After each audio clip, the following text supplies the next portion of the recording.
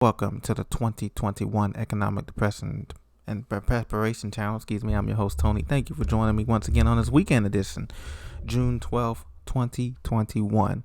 Well, it appears that everything is moving at a rapid pace toward a doomsday scenario for not only the U.S. economy, but for the world economy, with the U.S. leading the way into this Great Depression that everybody knows is coming, but is trying to prepare as best they can.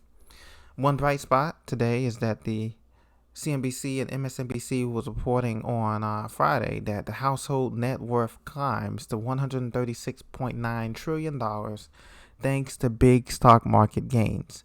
Well, a lot of people have been cashing out of their stocks and bonds, and they have been making way for this huge economy to grow. As far as stocks, stocks are in the bubble, and so as cryptos were in a bubble. As you know, cryptos are going down now, somewhat deflated. But the gain came amid a 7% increase in the S&P 500 that boosted equity wealth by $3.2 trillion. So the news is painting this picture that most people are gaining from the stocks. But remember this, the majority of the stocks in the S&P 500 and NASDAQ are owned by the top up 1%. The big majority of these stakeholders, guys like Warren Buffett, Jeff Bezos, Mark Zuckerberg, Bill Gates, those guys own the majority of the stocks in all of these different sectors. We're talking about technology, consumer discretionary, blue chips, international stocks. They own the majority of that. But at the same time, look at the juxtaposition stored by here, because at the same time, household debt totaled $16.9 trillion, growing at the fastest pace since 2006, and that's when was on the start of the 2008 financial crisis that we had. And so this debt is in paper, but we don't actually have this paper money in our hands. It's in a computer, it's digits on a screen, and so it can't be trusted, because the stock market, what goes up is bound to come down. And the stock market is in a period of fake growth right now, and the era starting to let out, and it's waiting for the next Federal Reserve stimulus via the infrastructure bill. If that does go through, my guess is it'll be a lesser amount, and they're not going to be able to get the money the amount of money. The Democrats are not going to get the amount of money they initially hoped for. Now, cities still need Washington help for infrastructure. Budget balancing NLC report finds. Okay, this was today. Nearly half of all respondents reported a decline in general fund revenues. Well, no duh. We've been closed for over a year. Most cities, counties, townships, municipalities, states. We're just now starting this reopening in the summer, but tax revenues are down in the majority of these cities. They want to work on some of the potholes in Philadelphia and Jersey and all of these states, as you can see here, but that hasn't been able to keep up, because the general fund, they've had to tap into the reserves. A lot of these cities, the city managers, have had to tap into the city's reserves, because the general fund has been used, and there's not much tax base coming, with a lot of the businesses in these downtown areas, of course, were closed. So the tax base of these cities have been depleted. They're asking the federal government for more. They're asking Washington for more money in this infrastructure bill, because they're going to need it to sell these municipal bonds. The federal government's going to need it to keep everybody afloat right now. Cities and towns are about to get $65 billion in stimulus from Washington, and this is all part of the American Rescue Plan.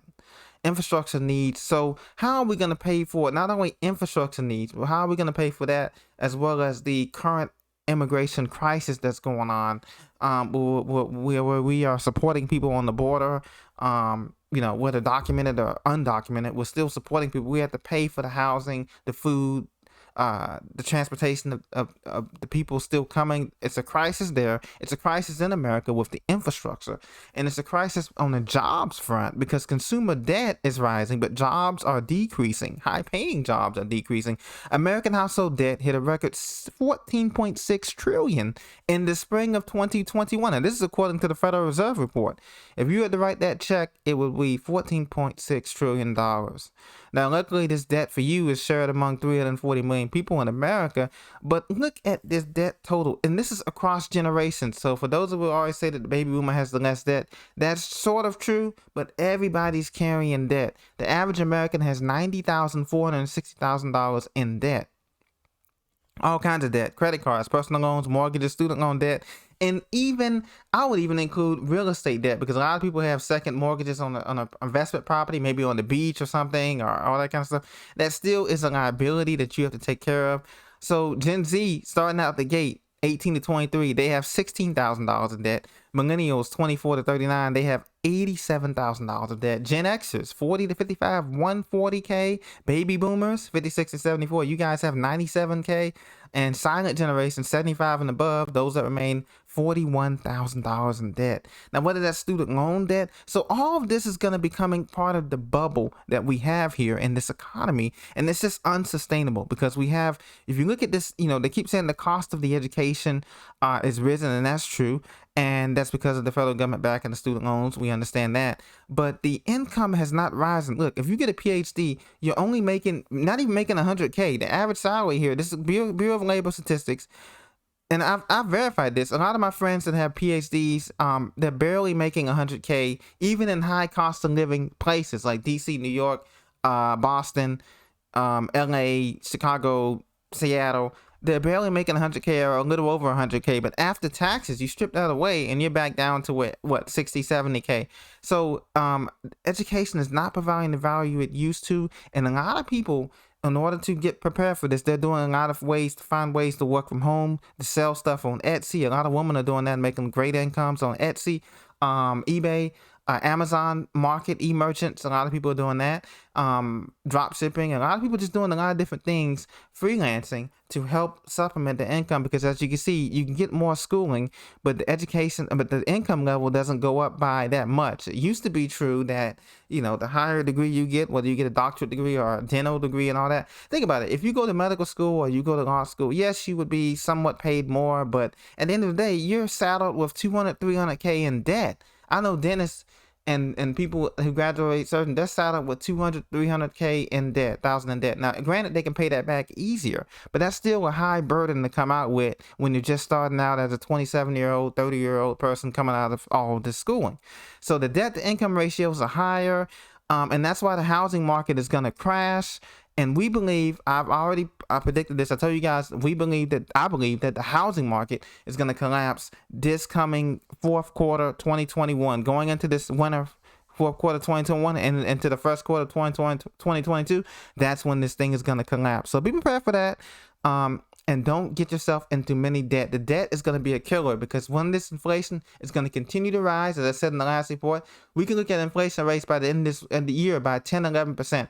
You don't want to be saddled with too much debt that you won't be able to make the payments, because they're not going to be able to make the payments on their debt, service their debt. And so everybody's watching that level too as well. So I just want to encourage you guys to continue to prepare. This is just the third or second inning of this storm, the bottom of the second inning of this economic storm. And we need to continue to prepare financially, mentally, spiritually, and emotionally to be strong, because the media is going to paint one picture. You know that their job is to keep you calm. Their job is to keep you complacent and compliant. The 3 C's, that's the media job and that's the government job, to keep you calm, complacent, and compliant. Remember that. But your job as an individual thinker, a God-given thinker, man and woman, your job is to continue to prepare, because no one is coming to save us from this mess that we're in. We can only print our way into a disaster, which we're doing right now. So be blessed. I'll talk to you guys very soon. Thank you for listening, and thank you for your support.